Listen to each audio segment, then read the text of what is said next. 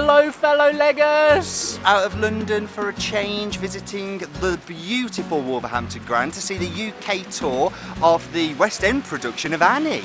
So stick around to find out our thoughts and how many stars. And whether it's break a leg or leg it.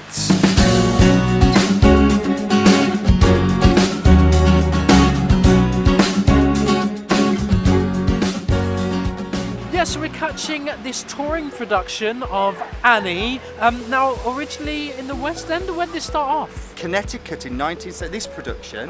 This I thought you meant the show. Okay, let's go way back. Let's Where go did the show taking start? you all the way back to Way back? 1976, Connecticut. Okay. Picture it. Right. Where this had its premiere before transferring to Broadway in 1977. Yeah. Nominated for 11 Tony Awards and won 7 of them. Wow. It was an absolute smash hit, so much so that they couldn't wait to get it on film, and then get it on film, and then get it on film, because it had film adaptations in 1982, 1999 and 2014. Okay. This production, a couple of years old, originally set out with Miranda Hart in the role of Annie, had many cast changes, but was a success commercially. I remember Played CRAIG at the REVEL Piccadilly. HORWOOD. Yes, Craig took over as well. Yeah. It was did well, you know, and I heard a lot of good things about it, but we never saw it. Never caught it until now. It's been out on the road before. We never saw it then either. Just never caught it then. But finally, we're picking it up here, and this time round, our Miss Hannigan is Anita Dobson. You will probably best know her as the role of Angie Watts, where she had probably one of the most iconic scenes in soap opera history, where she was Dirty Den served her up the divorce papers on Christmas Day, and that's the one they always pull out when they're talking about EastEnders. That scene, it'll live in infamy. Oh, really? Is that a Channel 5 best moment in the soaps? It would always come in number one. Yeah, absolutely. Okay. She's also done musicals before. I saw her here in, gosh, more than 10 years ago, probably 12, 15 years ago, in Hello Dolly. Okay. With Darren Day. But she's cut her chops. She's done a lot of work on stage and off. We've also got Alex Bourne in the role of Daddy Warbucks here. He's done Mamma Mia, Chicago, and has an Olivier nomination for his role as Fred Graham in Kiss Me Kate at the Old Vic a few years ago. Grace in this production is being played by the wonderful Carolyn Maitland. We saw her in Ghost in the tour. She was Molly. Is it Molly? I think maybe. Sounds familiar. Who's the lead? Who's the lead in Is Ghost? it Molly? Let us know. But you should catch that up there. I'm not a fan of Ghost. But she was great. She was okay. Yeah, and she's also The Woman in White at the Charing Cross Theatre recently. Book by Thomas Meehan, music by Charles Strouse, and lyrics by Martin Charnin. The production directed by the Leicester Curve artistic director, Nikolai Foster. We saw his White Christmas recently, and that was great.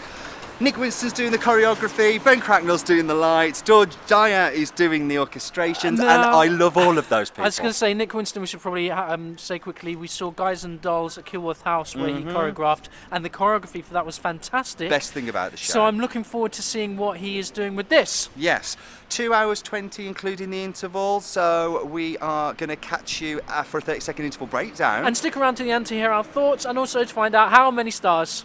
We've come to the interval, which means it is time for the Break-a-Leggers 30-second interval breakdown.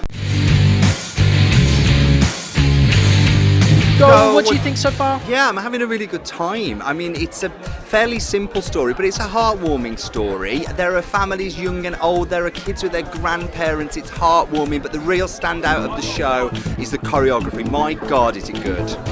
I think it's really good as well. It's being told in a really engaging and dynamic way. Pretty much a bare stage, but the cast is being worked hard by that choreography. Some really nice bright colours and really nice themes and set and staging.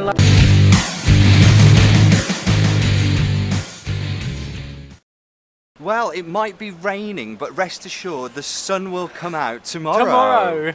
So how did you find this touring production of Annie? I loved it. I thought it was heartwarming, magical, and from what I can gather, there's nothing been lost on tour. I presume, and I get the impression that this is the West End production that premiered a year or two ago, and it's just now out on the road, so you can expect those big sets and all those lavish costumes and that dramatic dramatic lighting. It's all present and it's all wonderful, and it's a perfect family night out. I mean, I just love seeing younger people in an audience with their parents sharing a memory, and I was warmed. I feel a glow, is what I feel. You feel a glow? With the sun that came out. I do tomorrow. as well. I don't know if it's just because it's been a long day and a long week, or just because I'm happy to see a musical that isn't only Fools and Horses, the musical. But I was quite, touched. I was a bit like, this is quite nice. I can see why it did so well. It's a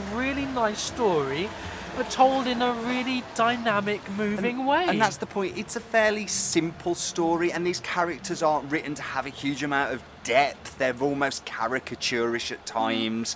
It's historical merit as well. Yet another piece about the Depression. I feel like we're going through a 1920s sort of 1930s, but fad. But yeah, a little bit. But I loved that period. I loved the kind of the hopefulness of it all, and like I say, the politics which is mentioned in this. I'd completely forgotten that the president was in it. Yeah, I completely forgot the links as well. Yeah. I didn't realise that Little Annie had such a key pivotal role in shaping the state of the president's politics. Yeah, who knew? So I thought that was a really nice touch. That maybe if we hadn't seen the American clock maybe that penny wouldn't have dropped. Maybe not. There's some great references in Reefer Madness the musical, which I'm a big fan of as well, to this, which I now get because I've seen a production of Annie. And you're right, there is huge differences between the film and this. Yes.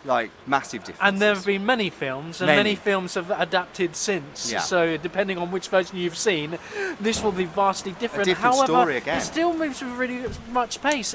This almost had the feel, almost an echo of kind of Matilda. Yeah. Now, I haven't seen Matilda. It's just like it, but I've never seen it. The production shots I've seen Yes. and the show footage, there's real echoes in some of the design and almost like the attitude of the kids. Now, I don't know which came first, but that seemed to be Matilda's a theme. This musical came way earlier. Yes, but but I don't know in terms of Matilda production. came first. Obviously, Matilda came first, but I don't know if this original had that sass, and then Matilda pulled from the sass of the kids that was in this. If you see what I mean. I think it depends on the production, right? So that's what I'm asking. That's what's in the hands of the director, and he does give the kids in this a lot to do and a lot of attitude, and they're all really individually carved out, aren't they? They're not just like a kid character. They all have their own little personalities. They have their own little personalities. Which is lovely. But I think the star of the show, I think you talked about this already, possibly in the interval breakdown, in terms of production, is just the choreography. Yeah, I mean, the choreography by Nick Winston is sensational. He is your go-to guy at the moment. And the point is, he does it all. Like, he doesn't have a weakness in his. He has tap, and his tap strong. He has sort of very elegant ballroom, and his ballroom's strong. I mean, where's his weak jazz link? is good, and his demands on his dancers, on his cast, on his ensemble. They don't let up, do they? It's huge. Yeah, like absolutely. the top talent, he demands for the best talent, and he uses them for, he puts them to task. He really does. And it flows really well. And in terms of the orchestrations, I really appreciated the new additions in terms of orchestrations. And you would notice that because you've done the show. Orchestral management. I mean, the orchestrations originally were George Dyer, who I adore. Yeah, love you, George, and you've done a great job here. Really good, really amplified and picked up some of those numbers that I recognised and know. Yeah, orchestration, musical supervision. He's done it all, boys. He really has. Did Dogfight at the Southwark. I saw him when he was just starting out, and he did Betwixt at the Trafalgar Studio. Betwixt? Yeah. I've never heard of that. You've never heard him mention that one before? Never heard him mention that one. Well, he did do it, and that was that was way back when, it really was, but I've always loved him. So I really enjoyed the production. I really did enjoy the set design Ben Cracknell as lighting, great. And do you know what? Yeah. Nikolai Foster, to pull a team together as strong as this. We always forget the director. We do. Sorry, but no, you've pulled a great team together to put on a great show with a really clear vision that's accessible to everybody, and I don't think there's a single person I know that wouldn't have a good time with this show. Yes, apart from if you hated kids on stage. Should we talk briefly about cast members? Because I guess talking about kids on stage, they often say don't work with children and animals. Yeah. And we got them both. Yeah, let's throw that out the window for this production because, ladies and gentlemen, You already know there's a dog. I don't need to tell you there's a dog.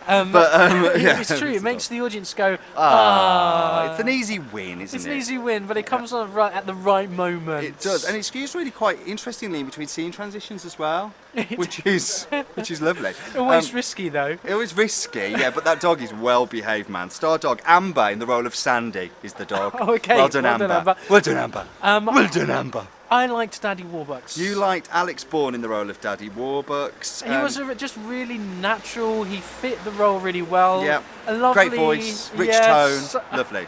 Yeah, all that stuff.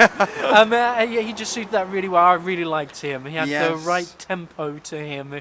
Strange to say, but that's what I thought. Anybody else? Carolyn Maitland as Grace Farrell. I always love Carolyn. Lovely rich voice. Love to you, Carolyn. You always wow us. Thank you so much. And here yet again, you've been perfectly cast. And God, you know how to wear a dress, girl. You look fabulous tonight. Doesn't she look amazing? She looked amazing. This really suits her. This show suits her style a lot. Yeah. So you might want to see if you can keep hold of some of those costumes afterwards, because New Year's Eve, it's got your name on it, that dress. Proper glam. Yeah, really good. glam. And that's a quick change as well. It is. Sounds really good. We already said that there's a large ensemble and they're all good. Yes, they are all good. Can't pull everyone out, but let's mention Anita Dobson in the role of Miss Hannigan. For you, she grew, right? She grew on me. There was I could almost see that it was almost a rehearsed part. I imagine it's been played by a number of people before this. One of them, CRAIG REVEL HORWOOD, we spoke about. I'd say Miranda Hart. Well done, Miranda Hart. That's who right. it is? I think that's her character name. No, that's her actual name. That's her actual name. We've also had Mira Sayal and Lesley Joseph in this production. So it's almost hard coming into... All the Hannigans, my darlings. Almost going into something that's already been well defined, but I felt as if the moments were well defined. And she owned it. Yeah. And it's quite funny. I think the kids really committed loved her. Performance. Not the kids in the show, but the kids in the audience really appreciated the humour that she brought to the piece. Yeah, I mean, and the adults do as well, because who doesn't love a drunk? Eh? Who doesn't love a drink? We can all associate with a gin. A quick cheeky gin. Great. Okay, let's wrap it up. Okay, I guess you're probably wondering how many stars we're going to give this touring production of Annie. Currently, we have caught this at the wonderful, beautiful, glorious Wolverhampton Grand Theatre. But it's coming to a city near you soon, and we're going to give Annie... 4 stars for really, this piece. Really strong effort, I really liked it. Bring your families along. You will make memories to last a lifetime and put a smile on everyone's face, from granny to junior and everything in between. Now, I'm sure many of you leggers out there have seen this production. This is out on its tour now, but in terms of it being in town, so what were your thoughts on it? Yeah, it's playing, this leg of the tour is playing right till November, so if you haven't seen it already, you've got time. Come back and visit the video and let us know down below. If you like what we do, hit like. It's good to know you're there, and also subscribe and you'll see more of us bringing you theatre from the West End or to a town near you. Because this is what I think. And it's just what I think. What do you think? That's more important. We're the Breaker Leggers. And we'll catch you again soon. Bye!